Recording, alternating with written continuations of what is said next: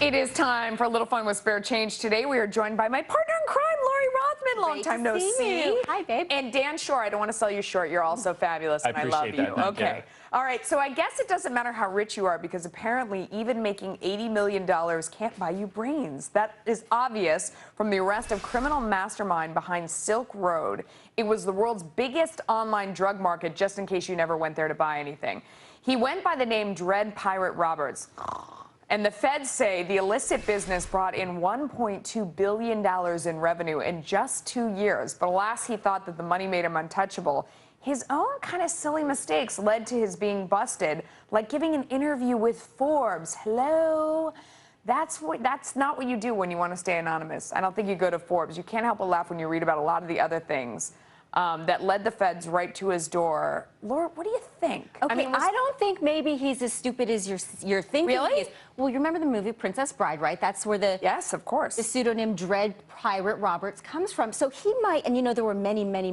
We don't know for sure how many Dread Pirate Roberts there were before him. So we don't know how long he was actually in charge of the Silk Road enterprise. I think then, by that logic, it would make him even dumber, because he's the one that got caught. Because the Dread Pirate Roberts, there were, I mean, the millions and millions and millions of dollars in revenue this thing churned out, and it's Bitcoin, right? It's supposed to be anonymous. Maybe not, though. We've learned. Right. Dan, what do you think? I mean, the interview with Forbes, smart or I mean, as somebody who was a criminal prosecutor, would you say that the guys who get caught generally do interviews with major financial publications, or sort of keep a lower profile? You know, you probably don't want to be public if you're working in an anonymous network, but we don't know exactly from the criminal complaint how he was caught. One interesting thing is people keep talking about it as a narcotics network. Part of the complaint actually alleges a murder for hire plot where one of the users threatened to expose the names of these other users, and then he sent messages to someone to kill that person.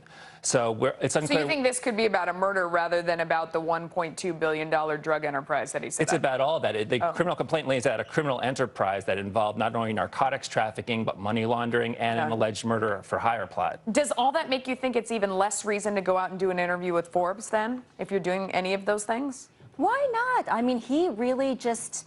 Money is power, and he felt emboldened by that, and I think he wanted to spread the word. Maybe they needed to get a boost in business. Okay. Look, he's stupid.